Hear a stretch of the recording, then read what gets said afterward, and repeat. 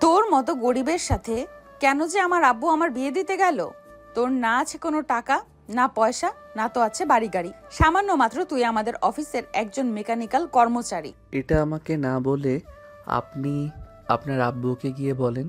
আমি আপনার আব্বুকে বলি নাই যে আমার সাথে আপনার বিয়ে দিতে। আপনার আব্বু আমাকে জোর করে আপনার সাথে বিয়ে দিয়েছে। আর আপনি কোন সাহসে আমার গালে চড় মারলেন? আমি গরিব বলে কি আমি মানুষ না? আমিও চাইলে আপনার গালে চড় মারতে পারতাম, কিন্তু চড় মারি নাই, কারণ আপনি আমার এখন বিয়ে করা বউ। বউদের গায়ে হাত তুলতে নেই। বাহ বাহ, এখন দেখে ছোট লোকটা আমাকে ভালো কথা শোনাচ্ছে। তুই আমার কাছ থেকে 2 হাত দূরে থাকবি। আর তোর মতো গরিব ছেলেকে আমি কখনোই স্বামী হিসেবে মানবো না। আপনি আমাকে স্বামী হিসেবে মানেন আর না মানেন তাতে আমার যায় আসে না, কারণ আপনার মতো অহংকারী মেয়েকে বিয়ে করেছি, এটাই অনেক। এই বলে ঈশান চলে আসলো ছাদে। চুপচাপ দোলনায় বসে আকাশের দিকে তাকিয়ে মনে মনে বলতে লাগলো, আমার কপালটাই খারাপ, না হলে এই রকম পরিস্থিতিতে কখনোই পড়তে হতো না।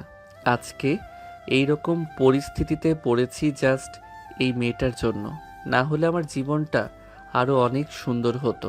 ঈশান ছাদে বসে বসে এসব কথা চিন্তা ভাবনা করতেছে আকাশের দিকে তাকিয়ে।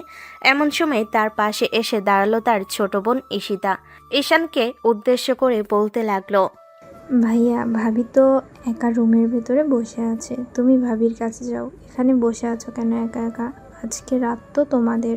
আজকের রাত আমাদের, এটা আমি খুব ভালো করেই জানি, কিন্তু যেই মেয়ের মধ্যে এত অহংকার, ওই মেয়ের সাথে কখনোই ঘর সংসার করা যাবে না। আমি শুধু তার বাবার কথায় তাকে বিয়ে করতে রাজি হয়েছি, না হলে কখনোই রাজি হতাম না। অফিসে অত্যাচার করে সবাইকে, আর এখানে তো এখন বিয়ে করেছে আমাকে। অত্যাচারের তো শেষ থাকবে না। বেশি অত্যাচার করবে, লাথি মেরে ঘর থেকে বের করে দিব।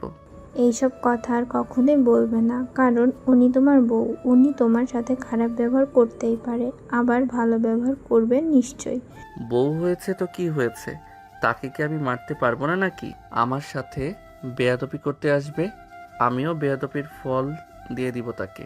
তুই এখনো জেগে আছিস কেন? যা রুমে গিয়ে ঘুমা, রাত অনেক হয়েছে। হ্যাঁ, যাইতেছি। আর তুমিও যাও, এখানে আর বসে থাকতে হবে না। এই বলে ঈশিতা চলে গেল তার রুমে। অন্যদিকে ঈশান দোলনায় বসে দোল খেতে খেতে কখন যে ঘুমের দেশে পাড়ি জমিয়েছে খেয়াল নেই। পরের দিন সকালে সূর্যের আলো তার চোখে পড়তেই ঘুমটা ভেঙে গেল। ঈশান নিচে এসে তার রুমের ভিতরে প্রবেশ করতেই বিছানার দিকে চোখ পড়ল তার। বর্ষা বিছানায় ঘুমিয়ে আছে। বর্ষার এই রকম ঘুম দেখে ঈশান মনে মনে বলতে লাগলো, যেই রকম অহংকারী মেয়ে, সেই রকম তার ঘুমের স্টাইল। ধুর, আমি এসব কি চিন্তা ভাবনা করতেছি। ফ্রেশ হয়ে খাওয়া দাওয়া করে অফিসে যাই। এই বলে ঈশান ফ্রেশ হয়ে চলে আসলো নিচে। এসে দেখে তার আব্বু আম্মু খাবার টেবিলে বসে খাবার খাইতেছে। ঈশানকে একা আসতে দেখে ঈশানের আম্মু বলতে লাগলো, কিরে ঈশান, বর্ষা কোথায়? তুই বর্ষাকে নিয়ে একেবারে নিচে নামতি, সবাই একসাথে খাওয়া দাওয়া শেষ করে ফেলতাম। আম্মু, বর্ষা এখনো ঘুমাচ্ছে, আমার তো অফিস আছে, তাই আর কি। আমি তাড়াতাড়ি ঘুম থেকে উঠে ফ্রেশ হয়ে নিয়েছি অফিসে যাব বলে। তোকে না বললাম অফিস থেকে 4-5 দিনের ছুটি নেওয়ার জন্য? আজকে কেন অফিস যেতে হবে? আজকে অফিসে যাওয়ার কোনো দরকার নেই, বাড়িতে থাকবি আজকে তুই। তোর শ্বশুর বাড়ি থেকে লোক আসবে, তারা যদি জিজ্ঞেস করে তুই কোথায়, তাহলে আমরা কি উত্তর দেবো? কি উত্তর দিবে মানে? তোমরা বলবে যে আমি অফিসে গেছি, আর ওই অফিস তো তাদেরই। যদি দরকার পড়ে তাহলে আমাকে ফোন দিয়ে না হয় আবার বাড়িতে নিয়ে আসবে। তাই বলে তুই আজকে অফিসে চলে যাবি? যা তাহলে, তোকে আর বাধা দেব না, তোর যেটা ইচ্ছা সেটা কর গিয়ে। ঈশান খাওয়া দাওয়া করে চলে আসলো অফিসে। তার কেবিনে বসে আছে। এমন সময় ম্যানেজার এসে ঈশানকে উদ্দেশ্য করে বলতে লাগলো, কি ব্যাপার ঈশান, তুমি আজকে অফিসে এসেছো কেন? আজকে তো তোমার বিয়ের দ্বিতীয় দিন। স্যার তো বলেছে যে 5 দিন বা 7 দিন পর অফিসে আসার জন্য, তুমি আজকেই চলে এসেছো। ম্যানেজার আঙ্কেল, আপনি খুব ভালো করেই জানেন বর্ষা কেমন মেয়ে, আর আমার সাথে অফিসে কেমন ব্যবহার করে। হ্যাঁ, আমি এটা জানি, কিন্তু তোমাদের তো এখন বিয়ে হয়েছে, তাহলে সে কি এখনো ঝগড়া করে তোমার সাথে? ঝগড়া মানে? গতকালকে আমাকে তো আমার বিছানায় ঘুমাতে দেয় নাই, আমি ছাদে গিয়ে দোলনায় ঘুমিয়েছিলাম। যাই হোক, এসব কথা নাই বলি, আশেপাশে মানুষজন আছে, ওরা শুনতে পাবে। আর আমি অফিসে এসেছি, এটা কাউকে বলার দরকার নেই। আপনি শুধু এন্ট্রি খাতার মধ্যে আমার নামটা এন্ট্রি করে দিয়েন, তাহলেই হবে।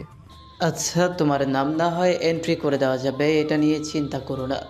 তবে একটা কথা, গত পরশুদিন আমাদের যে প্রজেক্টের কাজ নেওয়া হয়েছিল, ওই প্রজেক্টের কাজটা আমি একমাত্র তোমাকে দিতে চাচ্ছি, কারণ তোমার যে সেকশন আছে এই সেকশন আমি মনে করি যে একদম পারফেক্ট সেকশন। তোমাকে কাজ দিলে কাজটা খুব ভালোভাবে হবে, আর যদি কাজটা ম্যাডাম নেয় তাহলে কাজটা একদম খারাপ হবে, উল্টো অফিসের লস হবে। আমি চাই না এই অফিসে চাকরি করে এই অফিসের লস দেওয়ার জন্য। যদি আমাকে কাজটা দেন আর ম্যাডাম যদি আপনাকে এসে জিজ্ঞেস করে, তাহলে কেমন হবে বিষয়টা বুঝতে পারতেছেন? তখন তো ম্যাডাম আমাদের সাথে ঝগড়া লাগিয়ে দিবে। এমনও হতে পারে আমাদেরকে চাকরি থেকে বেরও করে দিতে পারে। আপনি আশা করি বুঝতে পারতেছেন। হ্যাঁ, বুঝতে পারছি, তবে বের করে দিলে বের করে দিবে। আর অন্যান্য অফিস আছে, এরকম কোম্পানি, তুমি যে কোনো কোম্পানিতে চাকরি নিতে পারবে, আর আমিও নিতে পারবো, কারণ আমার দক্ষতা মানুষ দেখলে অবশ্যই আমাকে কাজে নেবে। আচ্ছা স্যার, এত করে যেহেতু বলতেছেন, তাহলে প্রজেক্টের কাজটা আমাকে দিয়ে যাবেন। আর আমি এইদিকে সবার সাথে কথা বলতেছি। আমাদের তো আরও একটা প্রজেক্ট দিয়েছিলেন, ওই প্রজেক্টের কাজটা শেষ হয়েছে নাকি ওইটা নিয়ে কথাবার্তা বলতেছি তাদের সাথে। ঈশান এসব কথাবার্তা বলতেছে। বেশ কিছুক্ষণ পর ম্যানেজার চলে যেতেই ঈশান সবাইকে এক জায়গায় ডাকতে লাগলো। অন্যদিকে বর্ষা ঘুম থেকে উঠে আশেপাশে তাকিয়ে দেখে ঈশান নেই। ঈশানকে দেখতে না পেয়ে বর্ষা মনে মনে বলতে লাগলো, কি ব্যাপার, এই লোকটা আবার কোথায় চলে গেছে? অফিসে তো বিরক্ত করেই আবার এখন বিয়ে করেছে আমাকে, একা ফেলে কোথায় চলে গেছে? ফ্রেশ হয়ে নিচে যাই, হয়তো নিচে আছে। এই বলে বর্ষা চলে আসলো ওয়াশরুমে। ফ্রেশ হয়ে নিচে এসে দেখে তার শ্বশুর শাশুড়ি বসে বসে খাবার খাইতেছে। বর্ষাকে দেখে ঈশানের আম্মু বলতে লাগলো, বর্ষা, এখানে আসো, তোমার জন্য অপেক্ষা করছিলাম এতক্ষণ। ভেবেছিলাম সবাই একসাথে খাওয়া দাওয়া করব। তোমাদের রুমে গিয়ে দেখি তুমি ঘুমাচ্ছ, তাই আর তোমাকে ডাক দেই নাই। শাশুড়ি আম্মু, ঈশান কোথায়? তাকে তো দেখতে পাচ্ছি না। সে তো সেই সকালবেলা ঘুম থেকে উঠে ফ্রেশ হয়ে খাওয়া দাওয়া করে অফিসে চলে গেছে। তাকে অনেকবার বারণ করেছিলাম, কিন্তু আমার কথা শোনে নাই। ও আচ্ছা। বর্ষা তার শাশুড়ি এবং তার শ্বশুরের সাথে খাওয়া দাওয়া শেষ করে চলে আসলো উপরে। ফোনটা হাতে নিয়ে ফোন দিল ঈশানের নাম্বারে। এদিকে ঈশান ফোনটা সাইলেন্ট করে পকেটে রেখে সবার সাথে কথা বলতেছে। বেশ কয়েকবার ফোন দেওয়ার পর ঈশান কলটা রিসিভ করে নাই। বর্ষা এবার ফোন দিল ম্যানেজারের নাম্বারে। ম্যানেজার কলটা রিসিভ করতে বর্ষা বলতে লাগলো, ম্যানেজার ঈশান কোথায় তাকে বলেন তাড়াতাড়ি বাসায় আসার জন্য। আমি বলেছি এটা বলবেন। ম্যাডাম, ঈশান স্যার তো অফিসে আসে নাই, আর বড় স্যার তো ঈশানকে ছুটি দিয়েছিল 1 সপ্তাহের জন্য। স্যার আজকে অফিসে আসে নাই, আপনি স্যারের নাম্বারে ফোন দিয়ে দেখতে পারেন।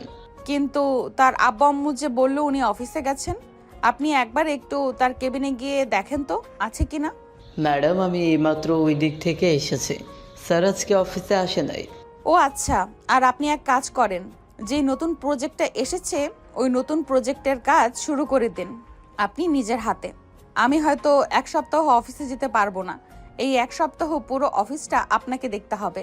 ঠিক আছে ম্যাডাম, আপনি একদম চিন্তা করবেন না, আমি ঠিক আপনার মতোই অফিসটা দেখে রাখবো। আর রাখলাম তাহলে এখন। এই বলে ম্যানেজার কলটা কেটে দিয়ে প্রজেক্টর ফাইল নিয়ে চলে আসলো ঈশানের কাছে। ঈশানকে উদ্দেশ্য করে ম্যানেজার বলতে লাগলো, ঈশান ম্যাডাম কল দিয়েছিল, বলেছে যে তোমাকে বাড়িতে যাওয়ার জন্য। আমি বলেছিলাম যে তুমি অফিসে আসো নাই, তোমার ফোনটা একবার চেক করে দেখো, ম্যাডাম হয়তো ফোন দিয়েছে তোমাকে। হ্যাঁ, ফোন দিয়েছে। আমি কিছুক্ষণ আগে দেখেছি আমার ফোন সাইলেন্ট থাকার কারণে রিসিভ করতে পারি নাই। যাই হোক, আপনি খুব ভালো কাজ করেছেন আর ফাইলটা নিয়ে এসেছেন, বেশ ভালোই হয়েছে। আমি ভেবেছিলাম এখন আবার আপনার কেবিনে যাব ফাইলটা নিয়ে আসার জন্য। এই নাও ফাইল, আর 1 সপ্তাহের মধ্যে কাজটা যদি কমপ্লিট করতে পারো তাহলে খুব ভালো হবে। ম্যাডাম বলেছে যে 1 সপ্তাহ অফিসে আসতে পারবে না, আমাকে বলেছে পুরো অফিসটা কন্ট্রোল করে রাখার জন্য। ও আচ্ছা, আশা করি সামান্য এই ছোট কাজ খুব তাড়াতাড়ি কমপ্লিট হয়ে যাবে। আপনি এখন যান তাহলে, যদি কোনো সমস্যা হয় তাহলে আপনাকে অবশ্যই জানাবো। ম্যানেজার চলে গেল। অন্যদিকে বর্ষা আবারও ফোন দিল ঈশানের নাম্বারে। এদিকে টেবিলের উপরে থাকা ফোনটা বেজে উঠতেই ঈশান ফোনটা হাতে নিয়ে দেখে বর্ষা কল দিয়েছে।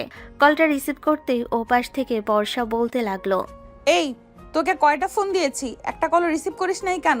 ম্যাডাম, কল রিসিভ করি নাই কারণ হচ্ছে আমি একটা জরুরি কাজে এসেছি, এটার জন্য কল রিসিভ করি নাই। আর আপনি আমার নাম্বারে কল দিয়েছেন কেন? কল দিয়েছি কেন মানে? তোর রুমে যে আমি একা একা বসে আছি তুই জানিস না? তাড়াতাড়ি বাড়িতে আয়, যেখানেই থাকিস না কেন। আর তোর কিসের কাজ এটা বল আগে আমাকে। কাজ অনেক আছে, এইগুলো আপনাকে বলতে পারবো না। আর এইগুলো আপনাকে বলতে বাধ্য নই, কারণ আপনি আমাকে স্বামী হিসেবে মানেন না। আমি কেন আপনাকে বউ হিসেবে মানব? সো এই কথাটা মাথায় রাখবেন। দেখ ঈশান, আমার মাথা গরম করাবি না। তুই খুব ভালো করেই জানিস আমার মাথা গরম হলে আমি কি করি। তোকে আধা ঘন্টা সময় দিলাম, এই আধা ঘন্টার মধ্যে তুই বাড়িতে আসবি আর আমাকে ঘুরতে নিয়ে যাবি বাহিরে। ঈশান সাথে সাথে কলটা কেটে দিয়ে বন্ধ করে দিল ফোনটা। ফোন বন্ধ করে তার কাজের কথা বলতে লাগলো। সবার সাথে প্রায় আধা ঘন্টা চলে গেল। বর্ষা ঈশানের নাম্বারে কল দিল কিন্তু ফোনটা বন্ধ বলতেছে। এইদিকে বর্ষা রেগে পুরো আগুন হয়ে গেছে। এমন সময় রুমের ভিতর প্রবেশ করলো ঈশানের আম্মু। বর্ষাকে রেগে থাকতে দেখে ঈশানের আম্মু বলতে লাগলো, কি ব্যাপার বর্ষা, কি হয়েছে? তোমাকে দেখে মনে হচ্ছে তুমি খুব রেগে আছো। কেউ কি তোমাকে কিছু বলেছে নাকি? না আম্মু, কেউ আমাকে কিছু বলে নাই, এমনিতেই আর কি একটু রেগে আছি। আপনার ছেলেকে কল দিলাম, আপনার ছেলে ফোন বন্ধ করে রেখেছে, তাই আর কি তার উপরে একটু রেগে আছি। কেন, তোমাদের কি ঝগড়া হয়েছে নাকি? সে তো কখনোই ফোন বন্ধ করে না। না, ঝগড়া হয় নাই। ঝগড়া হবে কেন? বিয়ে করেছি কি আর ঝগড়া করার জন্য নাকি? আপনি একটু তাকে ফোন দিয়ে বলেন বাসায় আসার জন্য। আর সে তো অফিসে যায় নাই, অন্য কোথাও আছে। আমি ম্যানেজারকে কল দিয়েছিলাম, উনি তো বলল যে ঈশান অফিসে নেই। তাহলে সে এত সকাল সকাল বের হয়ে কোথায় গেছে? আচ্ছা তুমি বসো, আমি দেখতেছি সে কোথায় আছে। এই বলে ঈশানের আম্মু চলে আসলো নিচে। এসে দেখে ঈশানের আব্বু বসে বসে টিভি দেখতেছে। ঈশানের আম্মু ঈশানের আব্বুকে উদ্দেশ্য করে বলতে লাগলো, ঈশানের আব্বু, তুমি একটু ঈশানকে ফোন দিয়ে দেখো তো সে কোথায় আছে। তাকে নাকি বর্ষা কল দিয়েছে, সে একটা কলও রিসিভ করে নাই, আর ফোন নাকি বন্ধ করে রেখেছে। সে হঠাৎ ফোন বন্ধ রাখবে কেন? সে তো কখনো এরকম করে না। আমি তো এটাই জানি, সে হাজার রেগে থাকলেও ফোন বন্ধ করে না। হয়তো তার ফোনে চার্জ শেষ হয়ে গেছে, তাই ফোন বন্ধ হয়ে গেছে। তুমি একটু বাইরে গিয়ে খোঁজাখুঁজি করে আসো, হয়তো তার বন্ধুদের সাথে আড্ডা দিতেছে। আচ্ছা আমি যাচ্ছি। এই বলে ঈশানের আব্বু চলে আসলো ঈশানের বন্ধুর দোকানে।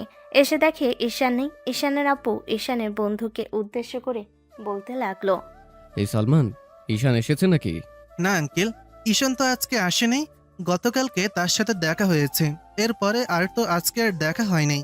কেন, কি হয়েছে? না তেমন কিছু হয় না। সে সকালে অফিসে যাবে বলে বের হয়েছে, এখন তাকে ফোন দিলে তার ফোন বন্ধ বলছে। তাই আর কি ভেবেছিলাম তোমাদের এখানে আসলো নাকি আসলো না একটু দেখে যাই। এখন তুমিও বলতেছো এখানে আসে নাই, কোথায় যে গেল? এখানে আসলে আমাকে একটা ফোন দিও।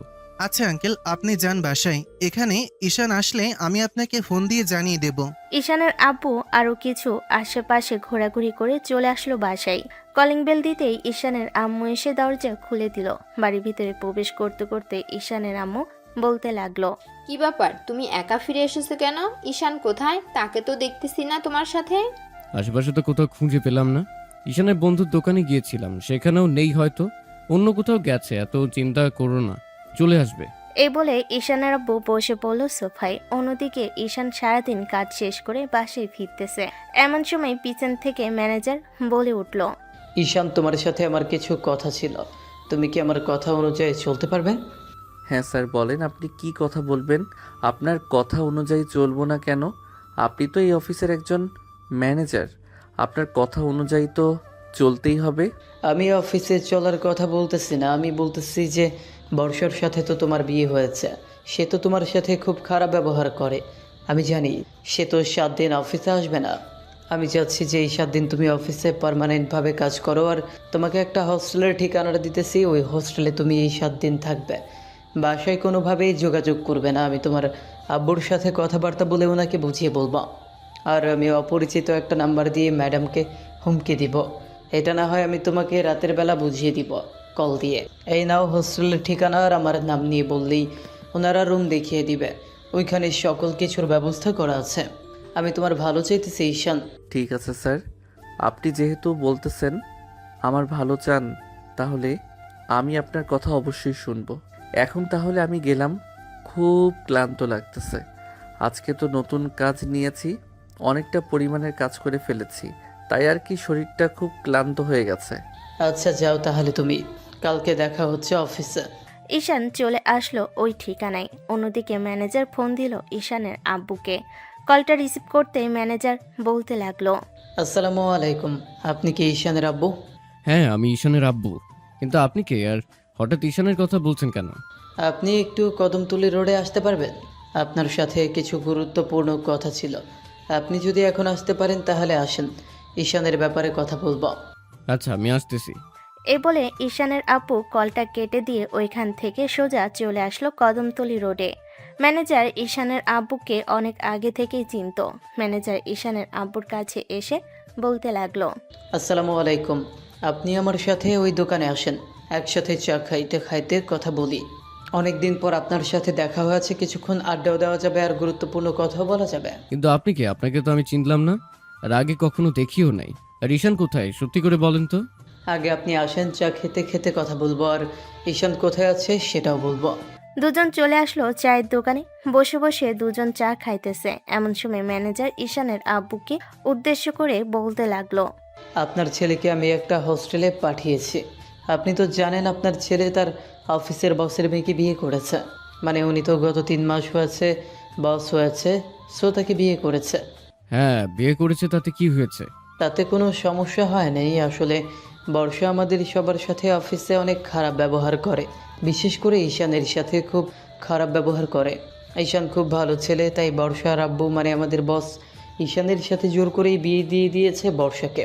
আমি ঈশানকে 1 সপ্তাহ বাড়িতে যেতে দিব না, আর বর্ষাকে একটু ব্ল্যাকমেল করব। যদি ঈশানের জন্য তার মায়া হয় তাহলে সে অবশ্যই আমাদের জালে ধরা পড়বে। যদি ধরা পড়ে তাহলে বুঝবো যে ঈশানের প্রতি তার ভালোবাসা আছে, আর যদি না থাকে তাহলে সে আমাদের জালে ধরা পড়বে না। আশা করি আপনি বাকিটা বুঝতে পারছেন আমি কি বোঝাতে চাইছি আপনাকে। হ্যাঁ, বুঝতে পারছি। এটা তো আপনি ফোনেও বলতে পারতেন, কিন্তু আপনি আমাকে চিনলেন কি করে? আমাকে কি আগে কখনো দেখেছেন? হ্যাঁ, 3 বছর আগে আমাদের কোম্পানিতে একটা অনুষ্ঠান হয়েছিল, ওই অনুষ্ঠানে আপনি এসেছিলেন। ওই সময় থেকেই আপনাকে চিনি, আর আপনার ফোন নাম্বার আমি ঈশানের কাছ থেকে নিয়ে এসেছিলাম যাতে আপনাকে এখানে নিয়ে আসতে পারি ফোন দিয়ে। এখন চলেন আপনাকে পৌঁছে দিয়ে আসি। পৌঁছে দিয়ে আসতে হবে না, আপনি আপনার কাজ চালিয়ে যান। আমি ঈশানের আম্মুকে সবকিছু বুঝিয়ে বলবো। ঈশানের আম্মু তাহলে সবকিছু বুঝবে। ঠিক আছে, আমি তাহলে গেলাম। আর সাবধানে বাসায় যাবেন। বাসায় গিয়ে আমাকে একটা কল দিয়ে জানিয়ে দিবেন যাতে আমি নিশ্চিন্ত হতে পারি আপনি বাসায় গিয়েছেন। আচ্ছা, আপনিও যান তাহলে। ম্যানেজার চলে গেল বাসায়। এইদিকে ঈশানের আব্বুও বাসায় চলে আসলো। ঈশানের আম্মুকে আড়ালে নিয়ে সবকিছু খুলে বলতে ঈশানের আম্মুও বুঝে গেল সবকিছু। বেশ কিছুদিন পর বর্ষা নিচে এসে ঈশানের আম্মুকে উদ্দেশ্য করে বলতে লাগলো, আম্মু, ঈশানের কোনো খোঁজ খবর পেয়েছেন? তাকে আমি আজকে সারাদিনে অনেকবার কল দিয়েছি, তার কল বন্ধ বলতেছে। আব্বু তো বাহিরে গেছিল ঈশানকে খোঁজার জন্য, বাহিরে কি পান নাই তাকে? না, বাইরে কোথাও পাই নাই। আমারও খুব চিন্তা হচ্ছে, হঠাৎ করে সকালবেলা সে কোথায় গিয়েছে, আবার ফোন বন্ধ করে রেখেছে। এখন কি যে করি? আজকে রাতটা দেখি সে কোথাও হয়তো আটকে গেছে।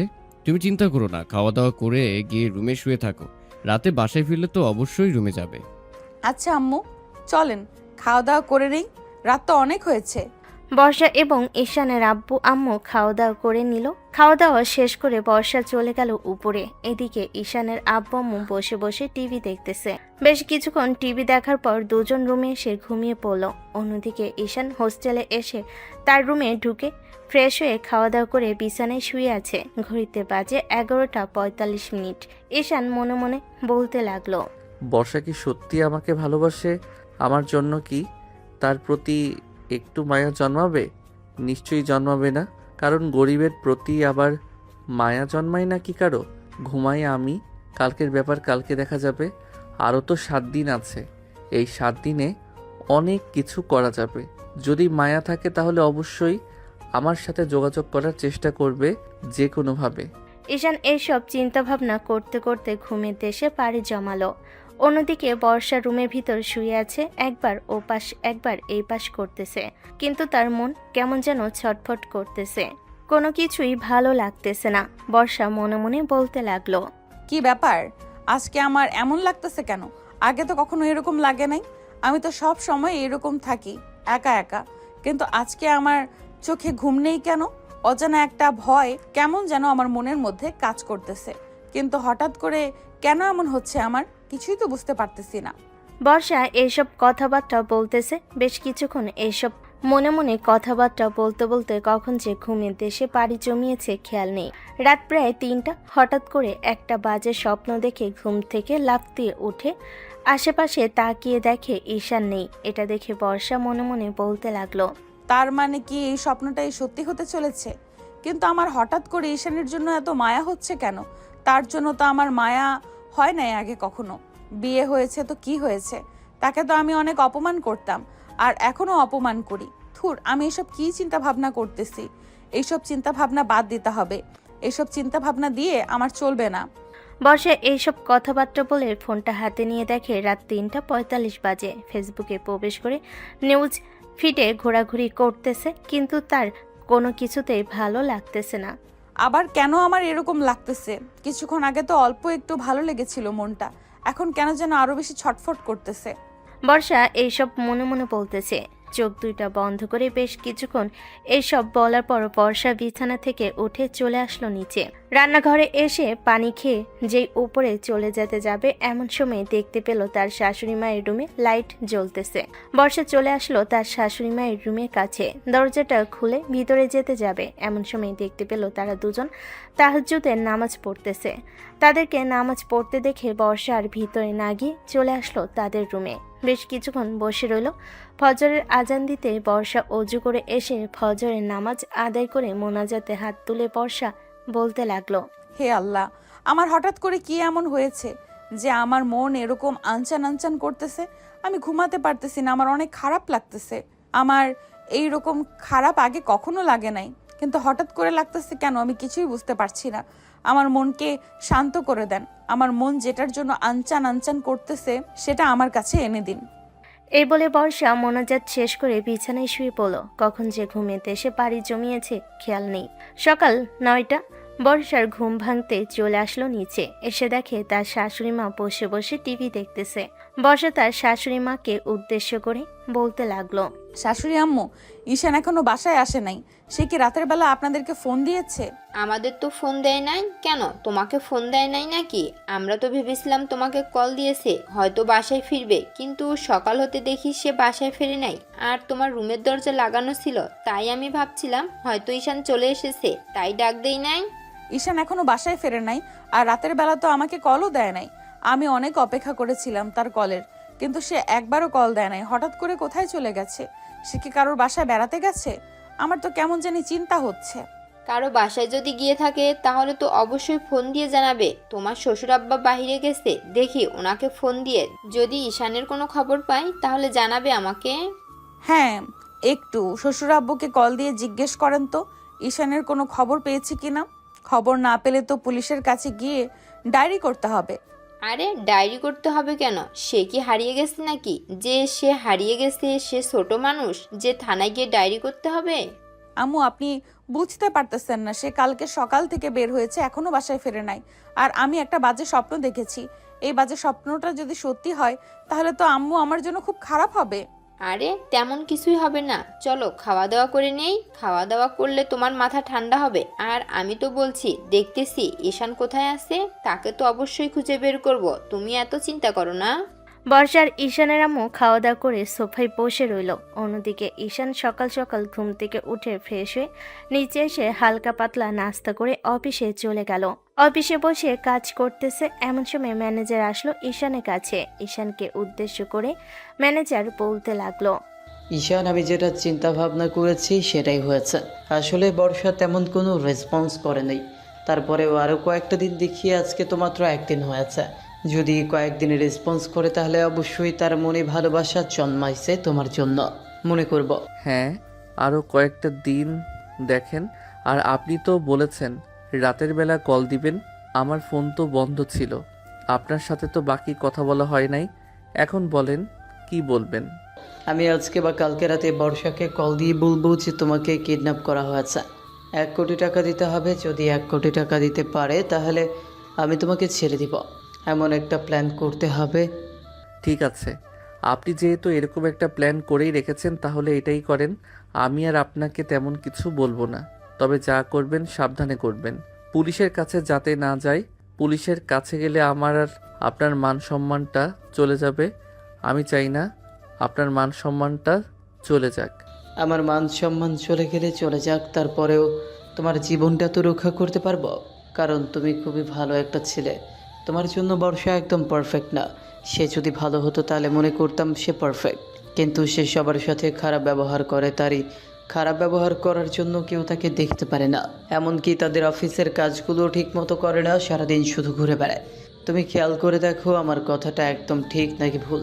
স্যার, আমি এটা অনেক আগে থেকে খেয়াল করেছি। ম্যাডাম আসার পর থেকে সবাই কাজে মনোযোগ হারিয়ে ফেলেছে, কিন্তু আমার গ্রুপ যেটা আছে ওইখানে একমাত্র আমি বললে ওরা কাজ বন্ধ করে দিবে। আর যদি আমি বলি কাজ চালিয়ে যাওয়ার জন্য, তারা কাজ চালিয়ে যাবে। এটা আপনি খুব ভালো করেই জানেন। এখন অন্য মানুষ কি বলল কি করলো এটা আমার দেখার বিষয় না। যাই হোক, আমি কাজ করতে থাকি। আর ম্যাডাম যদি আসে তাহলে অবশ্যই আমাকে জানাবেন, আমি লুকিয়ে থাকবো। এটা নিয়ে তুমি চিন্তা করো না, আমি অবশ্যই তোমাকে আড়াল করে রাখবো, যেহেতু কথা দিয়েছি। 7 দিনের 7 দিন তুমি খুব আড়ালে থাকবে। ম্যানেজার এইসব কথাবার্তা বলতেছে ঈশানের সাথে। বেশ কিছুক্ষণ ঈশানের সাথে এইসব কথাবার্তা বলার পর ম্যানেজার চলে গেল অন্যদিকে। ঈশান কাজ করতেছে। বর্ষা খাওয়া দাওয়া শেষ করে তার রুমের ভিতর বসে আছে। কেমন যেন অন্যরকম ফিল হচ্ছে, কোনো কিছুই ভালো লাগতেছে না তার। দেখতে দেখতে আজকের দিনটাও চলে গেল। এদিকে বর্ষা কেমন যেন অন্যরকম হয়ে গেছে। আজকে সারাদিনের ভিতরে একবারও নিচে যায় নাই। রাতে ঈশানের আম্মু খাবার নিয়ে এসে বর্ষাকে খাবার খাইয়ে দিয়ে চলে গেল। রাত প্রায় 2টা। এমন সময় বর্ষার ফোনটা বেজে উঠল। বর্ষা চোখ বন্ধ করেছিল। হঠাৎ করে ফোনটা আসাতে তাড়াহুড়ো করে ফোনটা হাতে নিতে দেখে অপরিচিত একটা নাম্বার।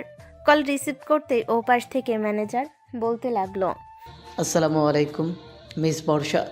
ওয়ালাইকুম আসসালাম। কে আপনি? আর এত রাতে কল দিয়েছেন কেন আমাকে? এত রাতে কল দেয় মানুষ কিসের জন্য আশা করি আপনি খুব ভালো করেই জানেন। আপনার হাজব্যান্ডকে যদি বাঁচাতে চান তাহলে আমাদেরকে 1 কোটি টাকা দিতে হবে। যদি আপনি 1 কোটি টাকা আমাদেরকে দিতে পারেন তাহলে আমরা আপনার হাজব্যান্ডকে ছেড়ে দিব। আর যদি কোনো রকম পুলিশের সহায়তা আনেন তাহলে আপনার হাজব্যান্ডকে সাথে সাথে আমরা মেরে ফেলব। মানে কি বলছেন? আর ঈশানের কোনো ক্ষতি করবেন না প্লিজ। সে আমার হাজবেন্ড। সে হচ্ছে আমার অফিসের একজন সাধারণ কর্মচারী। আপনি যাই বলেন না কেন আমি সব কিছুই জানি। ঈশান আপনাকে বিয়ে করেছে। বিয়ে যেভাবেই হোক না কেন, বিয়ে তো বিয়ে। এখন আপনি বিয়েটা মানেন আর না মানেন না, এখন সে আপনার হাজব্যান্ড। যদি তাকে বাঁচাতে চান তাহলে 1 কোটি টাকা রেডি করেন। আর ঈশানের আব্বু আম্মুকে জানানোর একদম চেষ্টা করবেন না। সম্পূর্ণ টাকাটা আপনি দিবেন। এখন রাত বাজে 2:10। আমি কালকে রাতে আপনাকে ফোন দিয়ে জানিয়ে দিব টাকাটা কোথায় রেখে আসতে হবে। আর যদি আপনি টাকাটা না দিতে পারেন তাহলে জাস্ট আমাদেরকে জানিয়ে দিবেন। পিস্তল তো রেডি করাই আছে, 2টা গুলি করে দিব। আর লাশ তার বাড়ির দরজার সামনে পেয়ে যাবেন। ফোন রাখলাম তাহলে এখন। এই বলে ম্যানেজার কলটা কেটে দিল। এইদিকে বর্ষা কি করবে বুঝে উঠতে পারছে না। বর্ষা তো জানে এটা অপরিচিত লোক, কারণ অপরিচিত নাম্বার থেকে কল দিয়েছে, কিন্তু এটা তো সব ম্যানেজারের কারসাজি। ম্যানেজার ফোনটা কাটার পর ঘুমের দেশে পাড়ি জমালো। অন্যদিকে বর্ষা তার রুমের ভিতর পায়চারি করতেছে। এমন সময় রুমের ভিতর প্রবেশ করলো তার শাশুড়ি আম্মু। বর্ষাকে পায়চারি করতে দেখে ঈশানের আম্মু বলতে লাগলো, কি ব্যাপার বর্ষা, তুমি এইভাবে পায়চারি করতেছো কেন? কি হয়েছে? কোনো সমস্যা নাকি? না আম্মু, কোনো সমস্যা না। আসলে ঘুম আসতেছে না তো একা একা, তাই আর কি এইভাবে পায়চারি করতেছি। আর ঈশানও বাড়িতে নেই, তাই আর কি আরো টেনশন হচ্ছে। আপনি গিয়ে ঘুমিয়ে পড়েন। টেনশন করো না, সে চলে আসবে, তুমি গিয়ে ঘুমাও। এই বলে ঈশানের আম্মু চলে আসলো তাদের রুমে। অন্যদিকে বর্ষা সকাল হতেই ঈশানের আম্মুকে বলে চলে আসলো তাদের বাসায়। এত সকালে কলিং বেল বাজার কারণে বর্ষার আব্বু গিয়ে দরজাটা খুলে দিল। বর্ষাকে দাঁড়িয়ে থাকতে দেখে তার আব্বু বলতে লাগলো, কি রে বর্ষা, তুই এত সকালে, তাও আবার একা একা? ঈশান কোথায়? সে আসে নাই? আব্বু, ঈশান অনেক বড় বিপদে পড়ে গেছে। তাকে কে যেন কিডন্যাপ করেছে, আর আমাকে বলেছে 1 কোটি টাকা রেডি করে আজকের মধ্যে তাদেরকে দিলে তারা ঈশানকে ছেড়ে দিবে। আমাকে 1 কোটি টাকা দাও আব্বু। আমি তো ঈশানের সাথে অনেক অন্যায় করেছি এবং বাকি সবার সাথে অনেক অন্যায় করেছি, সবার সাথে অনেক জুলুম করেছি, অত্যাচার করেছি। এটার কারণেই আজকে আমার এই অবস্থা। প্লিজ আব্বু, আমি ঈশানকে বাঁচাতে চাই, আমাকে প্লিজ সাহায্য করো। চল এখন পুলিশের কাছে যাই, গিয়ে তাদেরকে এসব ঘটনা খুলে বলি এবং যেই নাম্বার থেকে ফোন এসেছে ওই নাম্বারটা তাদেরকে দিই। তারা লোকেশন বের করে তাকে ধরে ফেলবে। না আব্বু, এটা করা যাবে না। তারা বলেছে যে যদি পুলিশের সাহায্য নিই তাহলে তারা ঈশানকে মেরে ফেলবে। আমার পেছনে লোক লাগিয়েছে, তারা প্রত্যেকটা জিনিস পর্যবেক্ষণ করতেছে, আমি কি করতেছি কি না করতেছি। প্লিজ আব্বু, আমাকে সাহায্য করো। আর ঈশান তো আমাদের অফিসে অনেক বছর ধরে কাজ করতেছে, আমাদের অফিসটা তো সে এতটুকুতে নিয়ে এসেছে, তার জন্য তো এত বড় হয়েছে আমাদের অফিসটা। তুমি কি সাহায্য করতে পারবে না? হ্যাঁ, একমাত্র মেয়ের জামাই, তাকে আমি সাহায্য করব না? এটা তুই কিভাবে ভাবলি? অবশ্যই সাহায্য করব। ভিতরে আয়, আমি টাকা রেডি করতেছি। এই বলে বর্ষাকে বাড়ির ভিতর নিয়ে আসলো। বেশ কিছুক্ষণের মধ্যেই 1 কোটি টাকা রেডি করে বর্ষা মেসেজ দিল ওই নাম্বারে। বর্ষার মেসেজ পেয়ে ম্যানেজার চলে আসলো ঈশানের কেবিনে। এসে দেখে ঈশান কাজ করতেছে। ঈশানকে উদ্দেশ্য করে ম্যানেজার বলতে লাগলো, ঈশান, আমি যা ভেবেছিলাম তা উল্টো হয়ে গেছে। আমি তো ভেবেছিলাম সে সাহায্য করবে না তোমাকে, কিন্তু এখন তো দেখি সে টাকা রেডি করে ফেলেছে। তোমার প্রতি হয়তো কিছুটা টান আছে, আর এখন তো বিয়ে করেছে, এটার জন্য হয়তো আরও পাল্টে গেছে। যাই হোক, তুমি এখন এক কাজ করো, আমি তাকে বলে দিতেছি রাত 2টার সময় কেরালা কফি শপে থাকার জন্য। আমি তোমাকে নিয়ে ওই কফি শপে যাব। সে আমার হাতে টাকার ব্যাগ দিলে আমি তোমাকে তার কাছে দিয়ে দিব। আর পরের দিন সকালে যখন ব্যাংক খুলবে তখন আমি টাকাটা বর্ষার আব্বুর অ্যাকাউন্টে পাঠিয়ে দিব। ঠিক আছে স্যার। ঈশান এসব কথাবার্তা বলতেছে। বেশ কিছুক্ষণ এসব কথাবার্তা বলে ওইখান থেকে চলে আসলো ক্যান্টিনে। খাওয়া দাওয়া শেষ করে আবারও কাজে লেগে পড়লো। দেখতে দেখতে রাত হয়ে আসলো। রাত 1:15 এমন সময় বর্ষার ফোনে কল আসলো। কলটা রিসিভ করে কানের কাছে নিতেই ওপাশ থেকে ম্যানেজার বলতে লাগলো, হ্যালো মিস বর্ষা, আপনি কেরালা কফি শপে চলে আসেন। আর আপনাকে যা যা বলেছিলাম সেটা যেন মনে থাকে। পুলিশের সাহায্য যদি নেন তাহলে আপনার বিপদ অনিবার্য। আপনার স্বামী তো মারা যাবে, এই সাথে আপনাকেও মেরে ফেলবো আমি। আপনি চিন্তা করবেন না, আমি পুলিশের সাহায্য নিব না। দরকার পড়লে আমার 1 কোটি টাকা চলে যাক, আমি ঈশানকে সুস্থ দেখতে চাই। ঈশানের কোনো ক্ষতি করবেন না। ঠিক আছে, ঈশানের কোনো ক্ষতি করব না, তবে একটা কথা, এখন তো নিয়ে যাবেন, খুব ভালোভাবে রাখেন আপনার স্বামীকে। যদি না রাখতে পারেন তাহলে আবারও উঠিয়ে নিয়ে আসবো, তখন শুধু তার হাড্ডি গুড্ডি পাবেন আর কোনো কিছুই পাবেন না। এই বলে ম্যানেজার কলটা কেটে দিতে বর্ষা তাড়াতাড়ি করে রেডি হয়ে তাদের গাড়িটা নিয়ে চলে আসলো কেরালা কফি শপে। আশেপাশে কেউ নেই, বন্ধ হয়ে আছে কফি শপ, কারণ রাত এখন আনুমানিক 2টা বেজে গেছে 5 মিনিট কম। এমন সময় সিঁড়ি দিয়ে উপরে আসলো ম্যানেজার আর ঈশান। ম্যানেজারের মুখে মাস্ক পরা আর সাথে আরও অনেক কিছু লাগানো, এমনভাবে ছদ্মবেশ ধারণ করে এসেছে যাতে কেউ তাকে চিনতে না পারে। ঈশানকে বর্ষার সামনে দাঁড় করিয়ে খেলনা একটা পিস্তল ঈশানের মাথায় ঠেকিয়ে বলতে লাগলো, এই যে দেখেন, একদম সুস্থ সবল নিয়ে এসেছি ঈশানকে। টাকাটা আমার হাতে দেন আর আমি ঈশানকে আপনার কাছে দিয়ে চলে যাচ্ছে। আর চলে যাওয়ার পর কিন্তু আপনি পুলিশের সাহায্য নেবেন না, ডাইরেক্ট বাসায় যাবেন। আপনাদের প্রত্যেকটা পদক্ষেপ, প্রত্যেকটা জায়গা আমি চিনি, যেখানে যেখানে আপনারা যান। আর ঈশান তো একা একা সব জায়গায় যায়, তাকে যে কোনো সময় আমি মারতে পারবো যদি আপনারা পুলিশের সাহায্য নেন। যাই হোক, অনেক কথা বলে ফেলেছি, এখন টাকাটা দেন, আমি গেলাম। এই বলে ম্যানেজার টাকাটা নিয়ে ওইখান থেকে চলে গেল। এদিকে ঈশান আর বর্ষা গাড়িতে উঠে পড়ল। বর্ষা ঈশানকে বলতে লাগলো, ঈশান, ওই লোকটা তোমার কোনো ক্ষতি করে নাই তো? ঠিকমতো খাবার দিয়েছে? এই 2 দিনে অনেকটা শুকিয়ে গেছো তুমি। হঠাৎ আমার প্রতি এত মায়া জন্মালো কিভাবে আপনার? আমি তো আপনার কিছুই হই না, তারপরেও কেন আপনি আমার জন্য এত টাকা তাকে দিলেন? অযথা আমার জন্য টাকাটা নষ্ট করেছেন। এই টাকাটা দিয়ে আপনি ভালো একটা বিজনেস করতে পারতেন, বা অন্য কাউকে বিয়ে করে নিজে সেটেল হয়ে যেতে পারতেন। আমার জন্য অযথা কেন 1 কোটি টাকা আপনি নষ্ট করলেন? ঈশান, 1 কোটি টাকা কেন নষ্ট করেছি এটা একমাত্র আমি নিজেও জানি না। তবে আমি এটা বলতে পারি, তোমাকে এই 2 দিন না দেখে আমার এত খারাপ লেগেছে, মনে হচ্ছে আমি ভেতরে ভেতরে মরে যাচ্ছি। কেমন যেন হাহাকার ফিল করতেছি, একা একা ফিল করতেছি। আমার কিছুই ভালো লাগে না। এমনকি তোমার আম্মু খাবার খাওয়ার জন্য ডাকলেও আমি ঠিকমতো খাবার খাই না নিচে গিয়ে। আমার জন্য আপনি এত কিছু করলেন, আর আমি তো আপনার জন্য তেমন কিছুই করতে পারি নাই। I am really sorry. আপনার এত টাকা নষ্ট করার জন্য চিন্তা করবেন না, আমি আস্তে আস্তে টাকা রোজগার করে আপনাকে দিয়ে দিব। এখন থেকে ডাবল ডিউটি করব, রাত দিন খেটে আপনার এই 1 কোটি টাকা আপনাকে ফেরত দিব। একদম চুপ, কোনো কথা বলবে না তুমি। তোমার এইসব কথা আমার একদম ভালো লাগে না। আমি কি বলেছি নাকি যে আমাকে টাকা ফেরত দেওয়ার জন্য? আমি তো তোমাকে বলি নাই যে আমাকে টাকা ফেরত দাও। আমার ইচ্ছে হয়েছে তাই আমি তোমাকে বাঁচিয়েছি।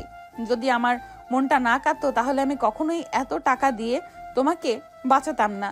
যাই হোক, যেটা হয়ে গেছে সেটা নিয়ে আর কোনো কিছু বলার নেই। বাড়িতে যদি কিছু জিজ্ঞেস করে তাহলে বলবে যে একটা জায়গায় গিয়েছিলে অফিসের কাজে। এর বেশি কিছু বলার দরকার নেই। ঈশান বর্ষার কথা শুনে একদম চুপ হয়ে রইল। লুকিং গ্লাসে বর্ষার মুখটা স্পষ্ট দেখতেছে। অনেকটা পরিবর্তন হয়ে গেছে এই 2 দিনে। ঈশান মনে মনে বলতে লাগলো, আমি মনে হয় বর্ষাকে অনেক কষ্ট দিয়ে ফেলেছি। হে আল্লাহ, বর্ষাকে দেখো, তার যাতে কোনো কষ্ট না হয়। আমি তো তাকে কষ্ট দিতে চাই নাই, জাস্ট পরীক্ষা করলাম। তাকে যদি এই পরীক্ষা না করতাম তাহলে তো সে আমার প্রতি নরম হতো না। এখন আমার প্রতি নরম হয়েছে, আমার প্রতি মায়া হচ্ছে তার। ঈশান এইসব কথা চিন্তা ভাবনা করতে করতে গাড়িটা প্রবেশ করালো বাড়ির ভিতরে। বেশ কিছুক্ষণ পর দুজন চলে আসলো রুমের ভিতরে। ঈশান ফ্রেশ হয়ে এসে দেখে বর্ষা রুমে নেই। ফোনটা চালু করে চার্জে দিয়ে বসে আছে। এমন সময় দেখতে পেল বর্ষা হাতে 1 প্লেট খাবার নিয়ে রুমের ভিতর ঢুকতেছে। বর্ষাকে খাবার নিয়ে আসতে দেখে ঈশান বলতে লাগলো, আপনি কি রাতের বেলা খাবার খান নাই নাকি? না, খাই নাই। ভেবেছিলাম তুমি আসলে একেবারে খাবো। এখানে বসো সোজা হয়ে, আমি তোমাকে খাইয়ে দিতেছি। এই বলে বর্ষা ঈশানকে খাইয়ে দিতে লাগলো। এইদিকে ঈশানও খাবার হাতে নিয়ে বর্ষার মুখের কাছে ধরতেই বর্ষা ঈশানের হাত থেকে খাবারগুলো খেতে লাগলো। দুজন দুজনকে খাবার খাইয়ে দিতেছে। খাওয়া দাওয়া শেষ করে দুজন বসে আছে। এমন সময় ঈশান বলতে লাগলো, আপনি ঘুমিয়ে থাকেন তাহলে। চোখের নিচে তো এই 2 দিনে কালি পড়ে গেছে, আর কালি পড়ার দরকার নেই। আপনি ঘুমান, আমিও ঘুমাবো। বর্ষা এক নজরে ঈশানের দিকে তাকিয়ে আছে। ঈশান কিছুটা বুঝতে পেরেও কিছু বলল না। বেশ কিছুক্ষণ এইভাবে চলে যাওয়ার পর বর্ষা একপাশে শুয়ে পড়ল আর মনে মনে বলতে লাগলো, আমার কেন এরকম ফিল হয় বারবার ঈশানের কাছে যাওয়ার? ঈশান তো আমার পাশেই আছে। ঈশানের বুকে মাথা রাখতে অনেক ইচ্ছা করতেছে। ঈশান কি দিবে তার বুকে মাথা রাখতে আমাকে? আমি কি ঈশানের কাছে যাব এখন? না না, থাক, যাব না, ঘুমাই এখন। এই বলে বর্ষা ঘুমের রাজ্যে পাড়ি জমালো। এইদিকে ঈশান বর্ষার কোনো সারা শব্দ না পেয়ে আস্তে আস্তে বর্ষাকে তার দিকে ঘুরিয়ে নিয়ে আনলো। 2 দিনে বর্ষার চেহারাটা অনেক পরিবর্তন হয়েছে। চোখের নিচে হালকা কালি পড়ে গেছে। ঈশান আস্তে করে বর্ষার কপালে চুমু দিয়ে বলতে লাগলো, বিয়েটা যেভাবে হোক, বিয়েটা তো বিয়েই, সারা জীবন তো থাকতে হবে। অনেক অত্যাচার করেছেন আমার উপরে, এত অত্যাচারের জন্য তো আমি আপনাকে কিছুই বলি নাই। জাস্ট আপনার পাশে থাকতে চেয়েছি সারা জীবন। আপনি কি থাকবেন না আমার পাশে? ঈশান এইসব কথাবার্তা বলতেছে আর আস্তে আস্তে বর্ষাকে তার বুকের মধ্যে টেনে নিয়ে আসতেছে। বর্ষা যাতে ঘুম না ভেঙে যায় এভাবে আস্তে আস্তে টানতেছে। হঠাৎ করে বর্ষা ঈশানকে কোলবালিশ ভেবে ঈশানের বুকে মাথা রেখে ঈশানকে শক্ত করে জড়িয়ে ধরে ঘুমাচ্ছে। এদিকে ঈশানও বর্ষাকে শক্ত করে জড়িয়ে ধরে ঘুমের রাজ্যে পাড়ি জমালো। অন্যদিকে ম্যানেজার টাকার ব্যাগ বাড়িতে নিয়ে গিয়ে বিছানায় শুয়ে আছে। এমন সময় ম্যানেজারের স্ত্রী বলতে লাগলো, তুমি এটা কিভাবে করলে? আমি যেটা করেছি এটা একদম ঠিক করেছি। আমি যদি এটা না করতাম তাহলে বর্ষার কখনোই পরিবর্তন হতো না। সে আমার বন্ধুর মেয়ে, আমি তার ভালো চাইতাম, কিন্তু এখন যেটা দেখলাম সেটা একদম সত্যিই তার অন্যরকম ফিল হয়েছে ঈশানের প্রতি। হয়তো এই 2 দিনে ঈশানকে অনেক মিস করেছে। আর আমি তো এই টাকা নিয়েছি জাস্ট এমনি। এই টাকা তো সকালবেলা তার আব্বুর অ্যাকাউন্টে পাঠিয়ে দিব। এই টাকা আমি খাওয়ার জন্য নিই নাই। হ্যাঁ, আমি জানি তুমি খাওয়ার জন্য নাও নাই। সবার তো এইভাবে সাহায্য করো। তোমার মেয়েকে তো কোনোদিন সাহায্য করলে না। তোমার মেয়ে তো একটা ছেলেকে পছন্দ করে। আমাকে বলেছে, কিন্তু তোমাকে ভয়ে বলতে পারতেছে না। আমি বলেছি যে তোমাকে বুঝিয়ে বলবো। আমাকে বলতে ভয় কিসের? সে তো এখন বড় হয়েছে, তার তো একটা পছন্দ আছে। আমি কি তাকে বলেছি যে তার পছন্দের ছেলেকে নিয়ে আসবো না? সকাল হোক আমি তাকে জিজ্ঞেস করব। যদি তার পছন্দ থাকে তাহলে সে সন্ধ্যাবেলা তাকে নিয়ে আসবে। আমি তার আগে পুরো ডিটেলস জানবো, এরপর তার পরিবারের সাথে কথা বলবো। এখন ঘুমাই, কালকে আবার অফিসে যেতে হবে। এই বলে ম্যানেজারও ঘুমের দেশে পাড়ি জমালো। পরের দিন বর্ষার ঘুম ভাঙতে দেখতে পেল সে ঈশানকে জড়িয়ে ধরে ঘুমিয়ে আছে, আর ঈশানও তাকে শক্ত করে জড়িয়ে ধরে ঘুমিয়ে আছে। এটা দেখে বর্ষা আস্তে আস্তে করে হালকা একটু উপরে এসে ঈশানের গালে কপালে চুমু দিতে লাগলো। বেশ কয়েকবার এইভাবে চুমু দিতেই হঠাৎ ঈশান নড়ে উঠল। এটা দেখে বর্ষা তাড়াতাড়ি করে চোখ বন্ধ করে আবারও শক্ত করে ঈশানকে জড়িয়ে ধরে আছে, যাতে ঈশান বুঝতে পারে বর্ষা ঘুমিয়ে আছে। বেশ কিছুক্ষণ পর ঈশানের ঘুম ভেঙে যেতেই বর্ষার দিকে তাকিয়ে দেখে বর্ষা এক চোখ হালকাভাবে খুলে রেখেছে আর তার দিকে লক্ষ্য রাখতেছে। এটা দেখে ঈশান আস্তে করে বর্ষার কপালে গালে চুমু দিয়ে বর্ষার হাত ছাড়িয়ে উঠে যেতে যাবে, এমন সময় বর্ষা শক্ত করে জড়িয়ে ধরে বলতে লাগলো, প্লিজ ঈশান, এখন ওঠার কোনো দরকার নেই, শুয়ে থাকো। অফিসে যেতে হবে তো, অফিসে অনেক কাজ পড়ে আছে, আবার তো নতুন কাজ এসেছে, ওই নতুন কাজও করতে হবে। নতুন কাজ পরে করা যাবে, আমি ম্যানেজারকে বলে দিয়েছি, ম্যানেজার ওই কাজটা হ্যান্ডেল করে নিবে। তোমার যাওয়ার কোনো দরকার নেই, তুমি একটু আমার পাশে থাকো। তুমি আমার পাশে থাকলে আমি নিজেকে আর একা ফিল করব না। আমি তো আপনার পাশেই থাকতে চাই, কিন্তু আপনি তো আমাকে আপনার পাশে রাখতে চান না, আমার থেকে আরও ভালো একজনকে চান। আমার আর ভালোর প্রয়োজন নেই, তুমি যেমন আছো তেমনই আমার জন্য ভালো হবে। আমি তোমাকেই চাই, অন্য কাউকে আর চাই না। আচ্ছা, এখন ওটা ফ্রেশ হয়ে খাওয়া দাওয়া করে নাও, একটু বাইরে বের হব ঘোরাঘুরি করার জন্য, যেহেতু আজকে তুমি আমাকে যেতেই দিবে না।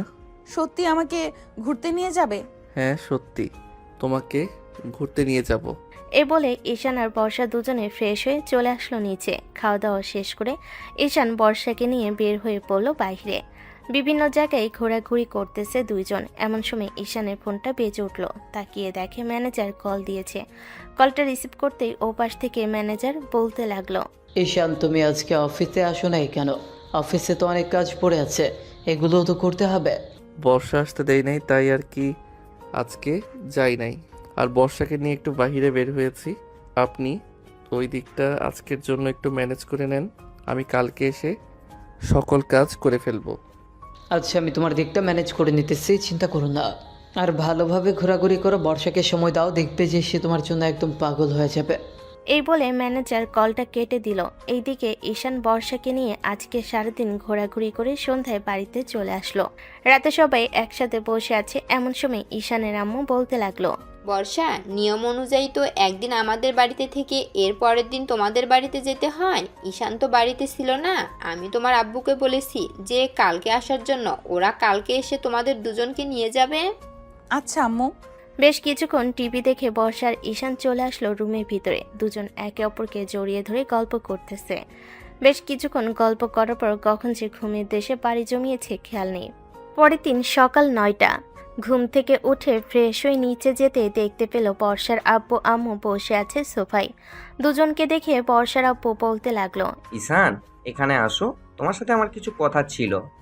হ্যাঁ আব্বু বলেন, কি বলবেন? ঈশান, গত কয়েকদিন ধরে যা ঘটেছে সব কিছুই বলেছে ম্যানেজার আমাকে, আমিও বিষয়টা বুঝতে পারছি। যাই হোক, আজকে তুমি অফিসে যাও, অনেক কাজ পড়ে আছে। ম্যানেজার একটা সামলাতে পারতেছে না, অফিস থেকে না হয় সোজা আমাদের বাসায় চলে আসবে।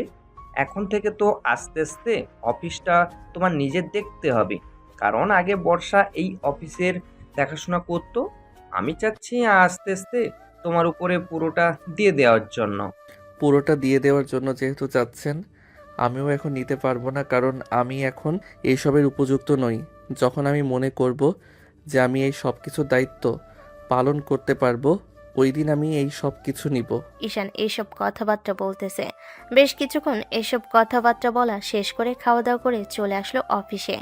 অন্যদিকে বর্ষার আব্বু আম্মু বর্ষাকে নিয়ে চলে আসলো তাদের বাসায়। সারাদিন অফিসে কাজ করে সন্ধ্যায় ঈশান চলে আসলো বর্ষাদের বাড়িতে। রাতে খাওয়া দাওয়া শেষ করে বর্ষার ঈশান সাথে বসে আছে। এমন সময় বর্ষা ঈশানকে উদ্দেশ্য করে বলতে লাগলো, ঈশান, তুমি এখানে বসো, আমি তোমার জন্য কফি নিয়ে আসতেছি, দুজনে একসাথে কফি খাবো।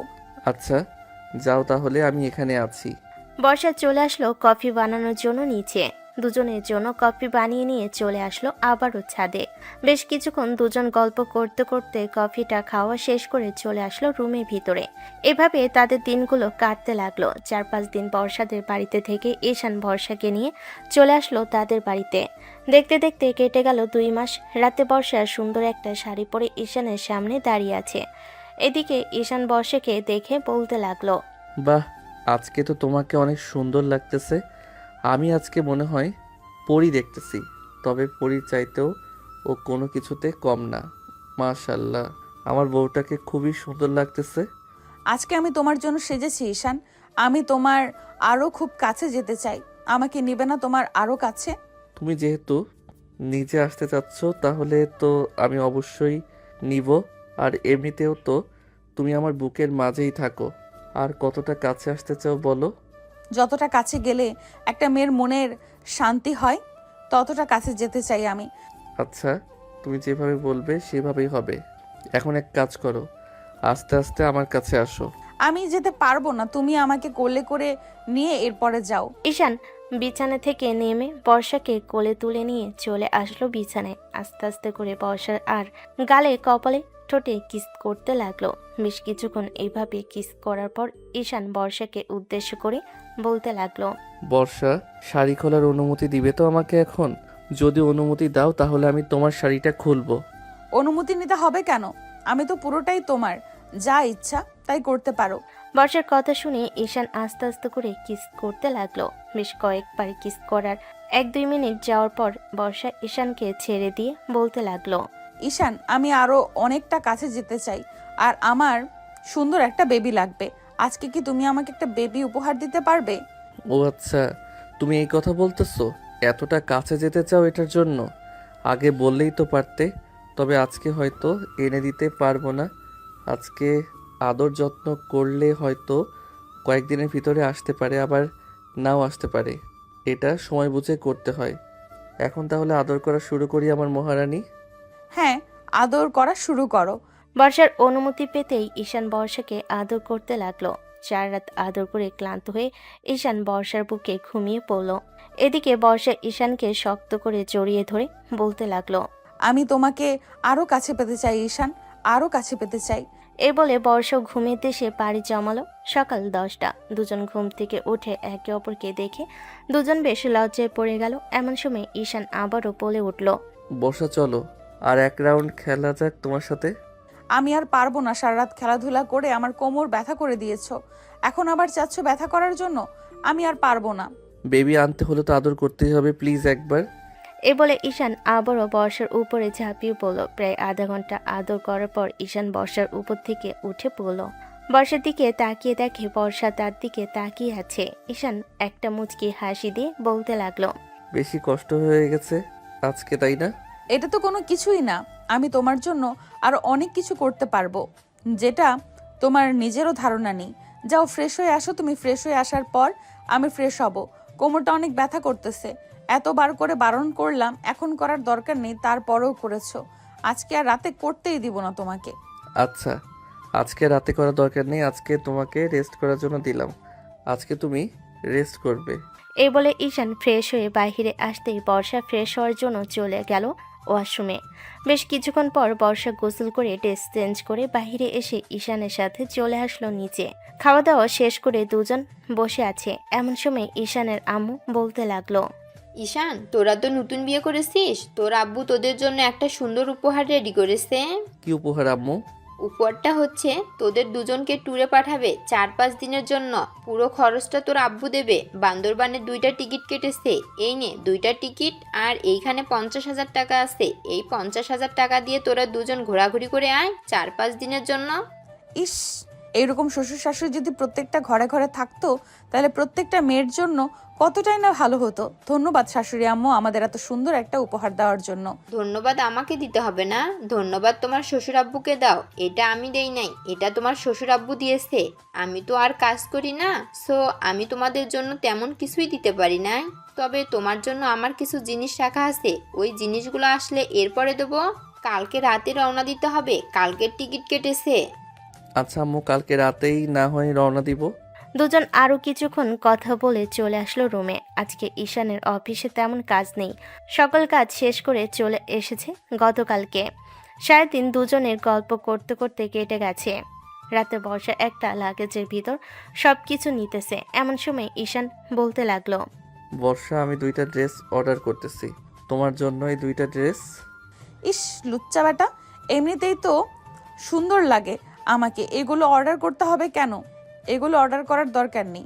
আমি তোমাকে সুন্দর রূপে দেখতে চাই 5 দিন, তাই 5টা অর্ডার করে দিয়েছি। আর বলেছি যে আজকেই দিয়ে যাওয়ার জন্য।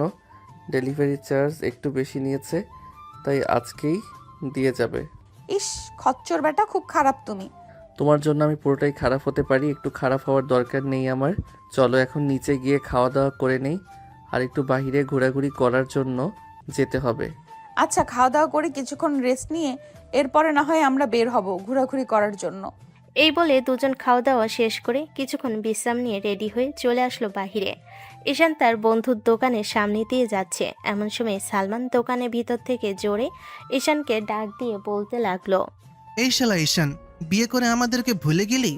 একটা দিনও আমাদের কাছে আসিস না, বউ নিয়ে ঘোরাঘুরি করিস। আমাদেরকে একটু সময় দিলে তোর কি হয়? রিক্সা দিয়ে ঈশানরা যাচ্ছিল, এমন সময় পিছন থেকে সালমানের ডাক শুনে ঈশানের মনে পড়ে গেল সালমানের কথা। ঈশান জিহ্বায় একটা হালকা করে কামড় দিয়ে বলতে লাগলো, মামা, রিক্সাটা ওই দোকানের সামনে নিয়ে দাঁড়া করান, আর কোথাও যেতে হবে না। রিক্সাওয়ালা সালমানের দোকানের সামনে দাঁড় করাতেই দুজন নেমে রিক্সা ভাড়া দিয়ে সালমানের দোকানের ভিতরে চলে আসলো। সালমান বর্ষাকে বসতে দিয়ে ঈশানকে উদ্দেশ্য করে বলতে লাগলো, শালা, বিয়ে করেছিস 2-3 মাস হয়ে গেছে, আমাদেরকে একবারও মনে করলি না? আমরা তোর পর হয়ে গেছি, তাই না রে? ছোটকাল থেকে একসাথে বড় হয়েছি, আর এখন তুই বিয়ে করে পরিবর্তন হয়ে গেলি? এটা তোর কাছে কখনোই আশা করি নাই। আরে না রে, অফিসের কাজের চাপ একটু বেশি ছিল তো, তাই আর কি এইদিকে আসতে পারি নাই। আর এইদিকে তোর দোকান, এটা একদম খেয়াল ছিল না, তুই ডাক দেওয়ার কারণে মনে পড়েছে। মনে থাকবে কি করে? বউয়ের সাথে কথা বলতে বলতে রিক্সা দিয়ে যাচ্ছিলে, একবার আশেপাশে তাকালেও তো আমার দোকানটা দেখতে পারতি। বড় করে ব্যানারে লেখা আছে সালমানের চা স্টোর। হয়েছে হয়েছে, আর লজ্জা দিস না ভাই আমাকে। বর্ষা আইসক্রিম খাবে। না, এখন কিছু খাবো না। আচ্ছা যা, ঘোরাঘুরি করে আয়। যেহেতু ভাবিকে নিয়ে বের হয়েছিস, তোকে আর এখানে আটকাবো না। তবে রাতের বেলা এখানে আসিস কিন্তু। আজকে সবাই একসাথে হবে, আজকে আড্ডা দেব। আর ভাবি, আজকে অন্তত একটু ছেড়ে দিন। গত 2-3 মাস তো আপনার কাছেই ছিল, আজকের জন্য একটু ছেড়ে দিলে ভালো হতো। আচ্ছা, আজকের জন্য ঈশানকে ছেড়ে দিলাম তোমাদের সাথে আড্ডা দেওয়ার জন্য। ঈশান, চলো তাহলে যাওয়া যাক। এই বলে বর্ষা ঈশানকে নিয়ে ওইখান থেকে চলে আসলো একটা পার্কে। দুজন বসে বসে বাদাম খাইতেছে। সন্ধ্যা অবধি ঘোরাঘুরি করে বর্ষাকে বাসে পৌঁছে দিয়ে ঈশান চলে আসলো তাদের আড্ডাখানায়। সবার সাথে বসে বসে আড্ডা দিতেছে, এমন সময় সালমান ঈশানকে উদ্দেশ্য করে বলতে লাগলো, কিরে ঈশান, তুই না বললি এই মেয়েটা তোর সাথে অনেক খারাপ ব্যবহার করে? কিন্তু এখন তো দেখছি বেশ ভালোই তোদের মধ্যে বন্ডিং হয়ে গেছে। একে অপরকে ছাড়া থাকতেই পারিস না মনে হয়। সত্যি বলতে একটা ঘটনার কারণে এরকম পরিস্থিতি হয়েছে, তবে আমি কখনো তার কাছে এটা আশা করি নাই যে সে আমার সাথে এরকম ব্যবহার করবে। তার ব্যবহারে আমি খুবই খুশি হয়েছি, এখন খুবই সুখে আছি আমরা। তাহলে তো বেশ ভালোই হয়েছে, তোরা খুশি আছিস মানে আমরাও খুশি আছি। ঈশান রাত 12টা অবধি তার বন্ধুদের সাথে আড্ডা দিয়ে ওইখান থেকে চলে গেল বাড়িতে।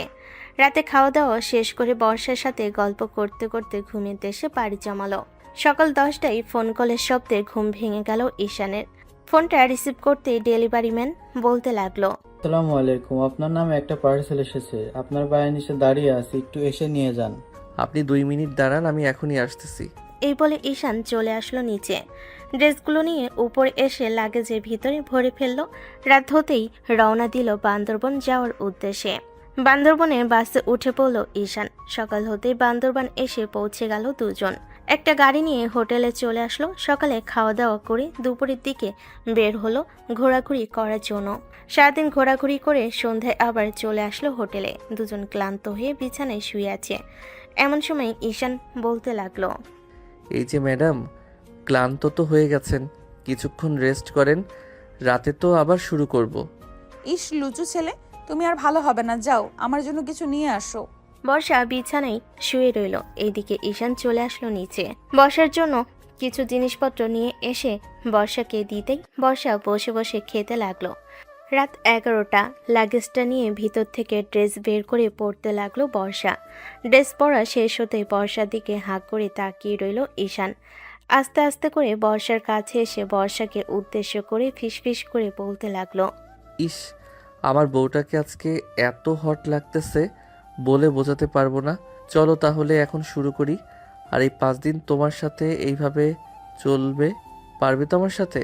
চেষ্টা করতে পারি, যতটুকু পারবো ততটুকুই তো সময় দিব, তাই না? ঈশান বর্ষাকে কোলে তুলে নিয়ে চলে আসলো বিছানায়। কিছুক্ষণের মধ্যে তারা তাদের সুন্দর মুহূর্ত উপভোগ করতে লাগলো। রাত 3টা অবধি সুন্দর মুহূর্ত উপভোগ করে ঘুমিয়েতে সে পাড়ি জমালো দুইজন। পরের দিন ঘুম থেকে উঠে ফ্রেশ হয়ে হালকা পাতলা খাওয়া দাওয়া করে আবারও বের হয়ে পড়লো ঘোরাঘুরি করার জন্য। ঘোরাঘুরি শেষ করে দুজন চলে আসলো একটা কফি শপে। কফি খেতে খেতে বর্ষা বলতে লাগলো, ঈশান, আমার মনে হচ্ছে খুব শীঘ্রই তুমি একটা খুশির খবর শুনতে পাবে।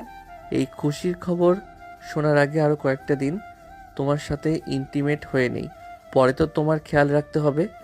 হ্যাঁ, এখানে যতদিন আছো ততদিন করতে পারবে, এরপরে নাও দিতে পারি। এমনিতেই তুমি যে অত্যাচার করো আদর করার সময়। বর্ষা মুচকি মুচকি হাসতেছে, ঈশানও মুচকি মুচকি হাসতেছে। কফি খাওয়া শেষ করে দুজন চলে আসলো আবারও হোস্টেলে। রাতের খাওয়া দাওয়া শেষ করে বসে বসে চাঁদের আলো দেখতেছে দুজন। বেশ কিছুক্ষণ চাঁদের আলো দেখে রুমে এসে বাকিটা আর নাই পড়লাম। দেখতে দেখতে এভাবে কেটে গেল 5 দিন। আজকে রাতে আবারও রওনা দিল বাড়ির উদ্দেশ্যে। সারা রাত জার্নি করে সকালবেলা বাড়িতে পৌঁছে দুজন রুমে গিয়ে দরজা বন্ধ করে দিয়ে ঘুমিয়ে দেশে পাড়ি জমালো। দুপুরবেলা ঘুম থেকে উঠে ফ্রেশ হয়ে নিচে এসে খাওয়া দাওয়া করতেছে। এমন সময় ঈশানের আম্মু বলতে লাগলো, বৌমা, তুমি তো অফিসে যাও, আমি চাচ্ছিলাম কি তুমি আর অফিসে না যাও, বাড়িতে থাকো। ঈশান তো আছে, সে সব কিছু দেখে নেবে। আসলে তোমার শ্বশুর চলে যায় দোকানে, আমি বাড়িতে একা একা বসে থাকি, ভালো লাগে না। তাই বলছিলাম কি তুমি যদি অফিসে না যাও বা মাঝে মধ্যে গিয়ে দেখে আসো সব কিছু, তাহলে আমারও একা ফিল হবে না। শাশুড়ি আম্মু, আমি চিন্তা ভাবনা করেছি যে আর 2 মাস অফিসে যাব, এরপর থেকে বাড়িতেই থাকবো। ঠিক আছে, তুমি যেটা চিন্তা ভাবনা করছো সেটাই হবে। তোমার উপর দিয়ে তো আর আমি কোনো কথা বলতে পারবো না। পারবেন না কেন? আপনি আমার শাশুড়ি মা, আপনার অবশ্যই অধিকার আছে আমার উপর দিয়ে কথা বলার। আপনি যদি বলেন এখানে বসে থাকতে, তাহলে আমাকে এখানেই বসে থাকতে হবে। হ্যাঁ, আমি জানি তুমি সব কথা শুনবে, কিন্তু আশেপাশের মানুষ বলা বলি করে তুমি যখন অফিসে যাও ঈশানের সাথে, তখন অনেকে আমাদের বাড়িতে এসে বলে যে বাড়ির বউকেও কাজে লাগিয়ে দিয়েছো। তখন আমি তাদের উদ্দেশ্য করে বলি ওইটা তাদের অফিস, তাই ওরা অফিসে যায়। এখানে আপনাদের কি বলার আছে? পরে আর ওরা কিছু বলে না। আচ্ছা আম্মু, আপনি যা বলবেন তাই হবে। ঈশান, তোমাকে সকল কাজ বুঝিয়ে দিবে ম্যানেজার। আমি ম্যানেজারকে ফোন দিয়ে বলে রাখবো কাল থেকে তুমি অফিস দেখাশোনা করবে। আর আমি আব্বুকেও ফোন দিয়ে জানিয়ে দিব, এখন থেকে তুমি সব কিছু দেখাশোনা করবে, কারো যাওয়ার দরকার নেই। আজ তোমাদের যেটা ভালো লাগে সেটাই হবে। এই বলে ঈশান সারাদিন সবার সাথে আড্ডা দিয়ে রাতে খাওয়া দাওয়া শেষ করে বর্ষাকে নিয়ে চলে আসলো রুমে। ঈশান বিছানায় বসে আছে, এইদিকে বর্ষা দরজাটা লাগিয়ে আয়নার সামনে দাঁড়িয়ে চুল আঁচড়াচ্ছে। ঈশানকে এইভাবে তাকিয়ে থাকতে দেখে বর্ষা বলতে লাগলো, কি ব্যাপার ঈশান, কি চিন্তা ভাবনা করতেছেন? আজকে কিন্তু কোনো কিছুই করতে দেব না। গত 5 দিনে আমাকে ক্লান্ত বানিয়ে ফেলেছেন, আজকে আর কোনো কিছুই হবে না। আজকেই লাস্ট ডেট বেবি আনার, আজকে রাতেই তোমাকে বেবি এনে দিব। অনেক আনা হয়েছে, এখন আর লাগবে না, এখন আমাকে রেস্ট করতে দাও। রেস্ট কালকে থেকে সারাদিন করতে পারবে, এখন থেকে বাসায় থাকবে। আমাকে আমার কাজ করতে দাও। তোমার না বেবি লাগবে তাড়াতাড়ি, সো আজকে আর বাধা দিও না। এই বলে ঈশান বর্ষাকে কোলে তুলে নিয়ে বিছানায় ফেলে দিল। এদিকে বর্ষা বারবার নানা করতেছে, ঈশান কোনোভাবেই তাকে ছাড়তে রাজি হচ্ছে না। বেশ কিছুক্ষণ বর্ষার সাথে যুদ্ধ করার পর বর্ষা ঈশানের কাছে স্যালেন্ডার করলো। এদিকে ঈশান আর দেরি না করে তার কাজ করতে লাগলো। নেমে পড়লো নতুন যুদ্ধে। যুদ্ধটা কিসের এটা আপনারা খুব ভালো করেই জানেন। আপনারাও আপনাদের বউকে বেশি বেশি আদর করবেন, তাহলে খুব তাড়াতাড়ি বেবি চলে আসবে, তারা তাদের আনন্দে মেতে উঠুক। আমরাও তাহলে এখন বিদায় নিই। সবাই ভালো থাকবেন, সুস্থ থাকবেন, ধন্যবাদ।